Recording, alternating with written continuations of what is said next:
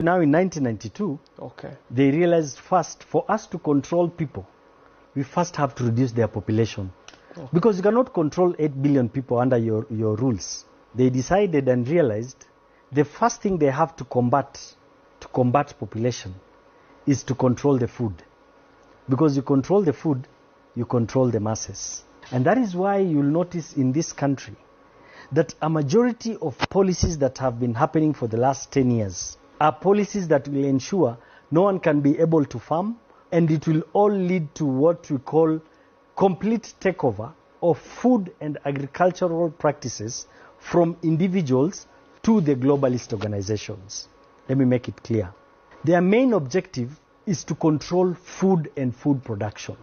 So the best way to control food and food production is to ensure production of food is in their hands. But these people are so smart, and they realize the only way to do it is not by force, but through policies. So what do? We have to create policies in all these different countries that will ensure we are the guys controlling food. And they started with food production. Today, in this country, a majority of the food we eat are GMO food. These GMO seeds are controlled by the same globalists I'm talking about.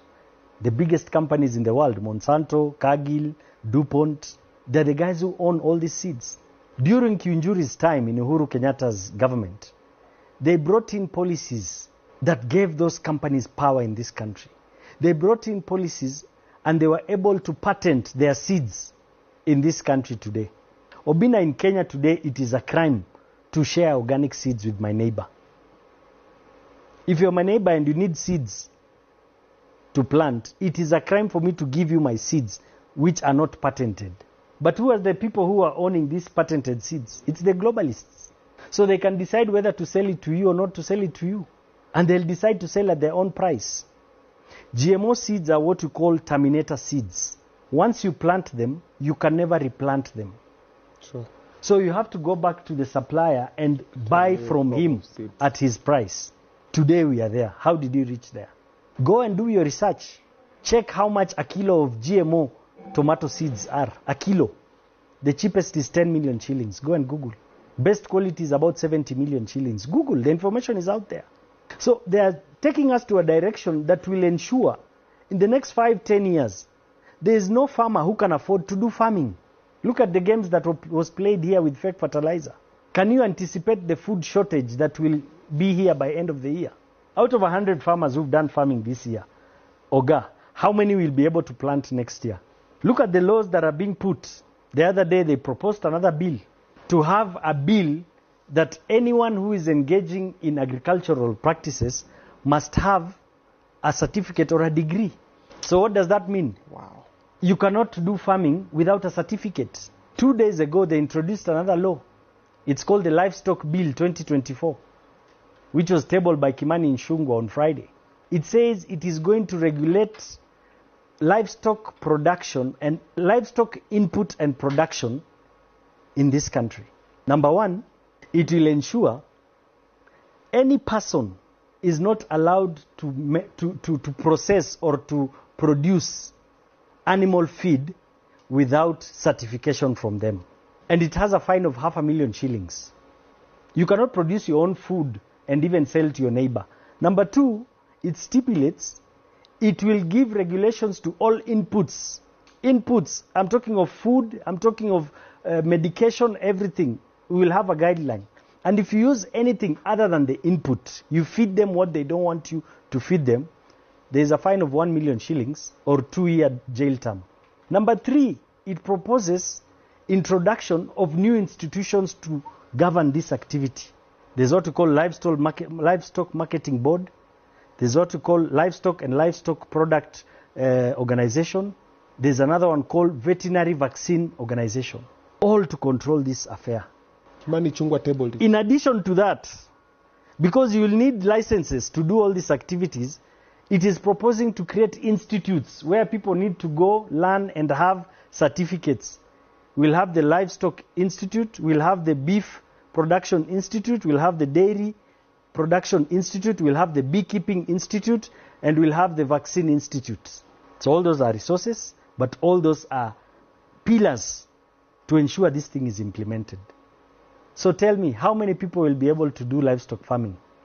And this livestock farming, it regulates cows, goats, sheep, bees, chicken, pigs, even camels. To whose interest is it? 2 weeks ago, they had brought in another policy to say that all freehold properties, neighboring towns, should now start paying levies. How do you define a town? A town is defined as an area with a population of about more than 2,000 people. Do you know in Kenya, any town is in any market is same as a town because it has 2,000 people and above. So it means basically the entire country, there will be no longer what you call freehold titles. You will be forced to pay what? Levies. So how many people will be able to pay? It means in the long run, a majority of Kenyans will lose their land. They proposed again to transfer powers from the National Land Commission to the minister. So the minister will decide every 10 years, the minister will decide the levies you're supposed to pay on your property. So it is gearing towards the agenda of land takeover and food production takeover. But it's like the government does not understand where they're being led to. And these policies are not policies implemented here. These are policies given to us by these organizations, globalist organizations. These are policies pushed towards this country by these organizations to their main advantage. And the main advantage is total takeover of food production and land.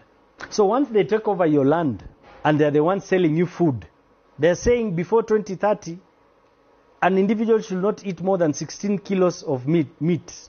Before 2030, an individual should not eat more than 90 kilos of dairy product in a year.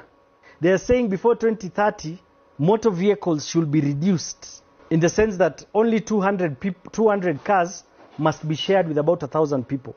So it's a big agenda and it's heading towards the 2030 agenda. But Kenyans are still sleeping, Oga. Most of these politicians who are implementing and passing these bills do not even read those bills. So it is time our politicians need to wake up. Roles of MPs are oversight, legislation, and representation. Those three. So once you take over all that land, because Kenyans are not able to afford farming, Kenyans are not able to plant or keep cattle or own land, what do? You need to relocate them.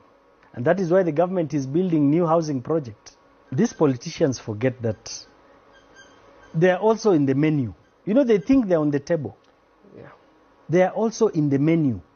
And in fact, it will be more painful for them because most of them are the ones stealing and buying huge chunks of land. All that land will go.